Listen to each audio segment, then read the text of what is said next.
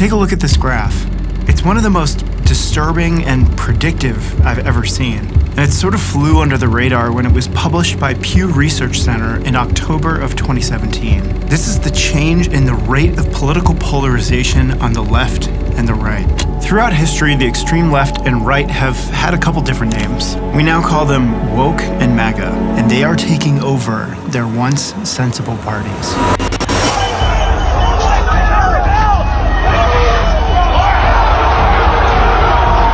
Today we're diving into the story of political polarization in the United States and how we went from a broad, albeit imperfect, consensus to a nation divided by culture, emotion, and conspiracy. For much of the 20th century, despite differences of opinion, Americans shared a collective identity. Now, remember that because we're going to come back to this in a bit. Ideology versus identity. The post-World War II era saw a consensus around rebuilding and progress. And I'd say the 1950s really exemplified this social cohesion, politically speaking. Yeah, there was a lot going on socially, including Jim Crow. But the civil rights movement was really gaining a lot of steam. And economically, it's inarguable that America was in a very good position. The decade saw 37% economic growth, and the median American family enjoyed a 30% increase in purchasing power. Eisenhower's approach to government was pretty balanced. He expanded New Deal programs like Social Security, while also investing a ton in infrastructure like the interstate highway system. In fact, one of the main criticisms by political scientists at the time was that the electorate wasn't polarized enough. The parties were too similar. The period between about 1947 and 1965 was really good for the American working class. And what's kind of funny is this is like a weird combination of post-war America First mentality plus social welfare spending via the New Deal. Here is a bulletin from CBS News. President Kennedy died at 1 p.m. Central Standard Time. As my friend Charles Eisenstein wrote, the Kennedy assassination was a whole lot more than just a historical event. It was a mythic psychic event that reshaped the constituent archetypes of the modern world. That day, November 22nd, 1963, marked a profound rupture in the American political psyche. And at this point, there's really no doubt that the government at the time coordinated a massive cover-up. Of what? We still don't know. So the weirdness surrounding the event, combined with the later revelations that the CIA has been up to a ton of no good for a very long time, led a whole lot of citizens to adopt an us versus them mentality. When you feel like your own government is lying to you, I think it creates the sense that you're not really having a good faith disagreement with leadership anymore, but it's more like an existential battle between you and the embodiment of a corrupt, hidden establishment. The deep state was born. Come the 1990s, something very weird happened. Now we just think of it as news, but at the time, the 24-hour news cycle was unprecedented.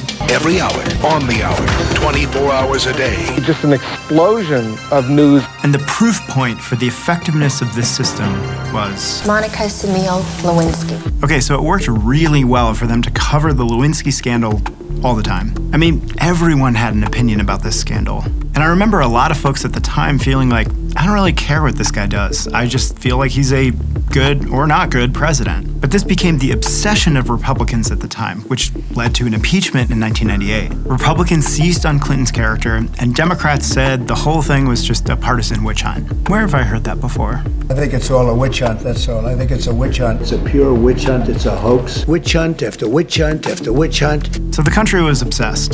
The brand new 24-hour news cycle was working. And as all this was happening, congressional polarization was accelerating. So there's actually this really cool data point called the DW Nominate Score. It looks at elected officials' voting patterns, and then it measures it against political ideology. All right, so check this out. In the 70s and 80s, the red and the blue blobs were a little more molded together. A decade later, the two blobs started to drift apart. And when you look at right at the beginning of the 90s, elected officials from both sides began voting further and further down party lines. There is a religious war going on in this country, but this war is for the soul of America. So the JFK assassination created a ton of lingering skepticism toward democratic institutions. Add on the layer of the always-on news cycle, Congress is getting more and more polarized. Yeah, this already wasn't going well.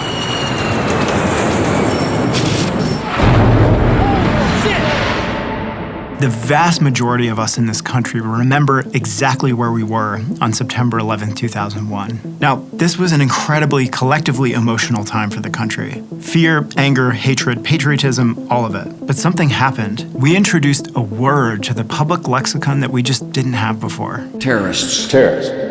President Bush declared war on an idea, and the word terrorist was the embodiment. It was like the main character of this idea. It was a very slippery slope to go from terrorism to weapons of mass destruction to Iraq, which had nothing to do with 9/11. But if you didn't support President Bush, the us, then you were with them, the terrorists. Either you are with us or you are with the terrorists. So using and abusing the word terrorist solidified the in-group, out-group dynamics of our popular culture. I mean, we're still arguing over this word in 2025. If people are chucking Molotov cocktails at car lots full of Teslas, that is an act of domestic terrorism, isn't it? All right, so there's a huge reason why the early 2000s was a massive sort of cultural tipping point we should all care about. And to help me explain this, I invited someone who's much smarter than me. His name is Dr. Shanto Iyengar, and he's a poli-sci professor at Stanford, and he's written a ton of books about polarization. An alternative definition of polarization is one that doesn't really have much to do with where you stand on the issues. What is affective polarization? Well, affective polarization is a concept that reflects a people's political identity. So it's simply the idea that there is built-in animus across the political divide. It's essentially describing the transition from differences of ideology to differences of identity. Is that a good way to say that? That would be, yes. So essentially, instead of a debate over the best ideas, politics fused itself into the culture's personal, emotional fight for identity and truth. Americans are increasingly, exponentially viewing political opponents not just as having different ideologies, but as morally wrong and threatening. This sort of gray zone between political and personal identity became so entrenched, out-group hate actually supersedes in-group love. So essentially, we love to hate the other more than we love to love our own. You MAGA piece of shit! You are scum of the fucking earth! So again, things still not going in the right direction. Call it like a small, smoldering fire. And we are about to pour gasoline on it. In this 1 year, 90 billion messages have been sent on Twitter, the high-octane social network. And it turns out that outrage, moral outrage, gets the most engagement. So it was found in a study that for every word of moral outrage that you add to a tweet, it increases your retweet rate by 17%. So it's called time on site. It's how this app gets paid. It's how TikTok, Instagram, and all of them get paid.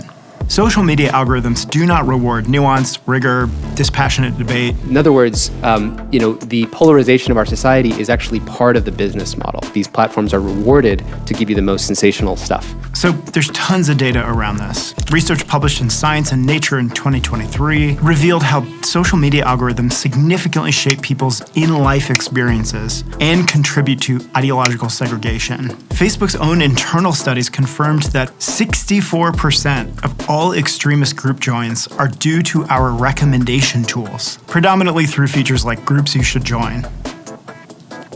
Groups you should join. Terrorism, join.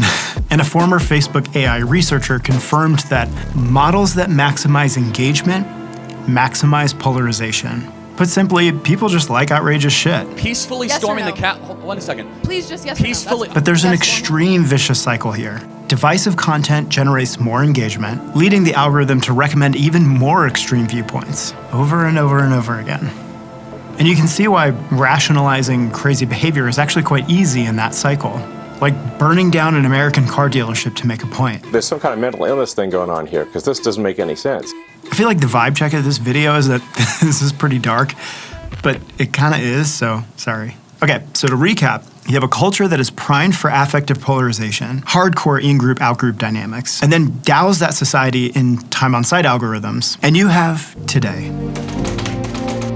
By the way, when we were talking about trust in government in the 60s, well, that's actually worse now.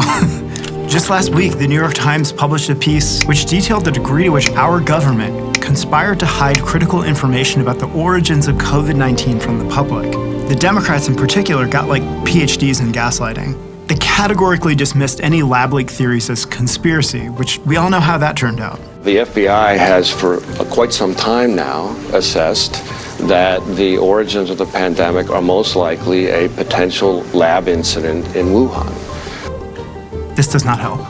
More and more research is coming out that suggests that as overall institutional trust goes down, people increasingly view the other side as fundamentally threatening rather than simply disagreeing on policy. Put simply, as trust erodes, people become more affectively polarized. The point is, we have to be able to reason with each other. We have to be able to talk, because we've seen throughout history, over and over again, what the alternative is. But I think we have the tools necessary to change this. I just think those tools are being weaponized against us for clicks. I work in social media. I think it can be amazing. What if we were able to use these tools to engage with those we disagree with in a constructive way? No more echo chambers, in good faith dialogue. Also, we can get off the internet and go talk to people that we don't agree with in real life too. It's really like a collective muscle that is atrophied in our society. We have to practice the art of ideological disagreement without personally being offended. And if you are offended, that's okay too. Getting triggered is a beautiful revealing of the darkness within. I say embrace that shit. The thing is, progress is not born of echo chambers, but from the extremely difficult work of ideological collaboration. We all desperately need diversity of thought, because it's the constructive tension between the strength of both sides that creates the socio-political buttress against extremism.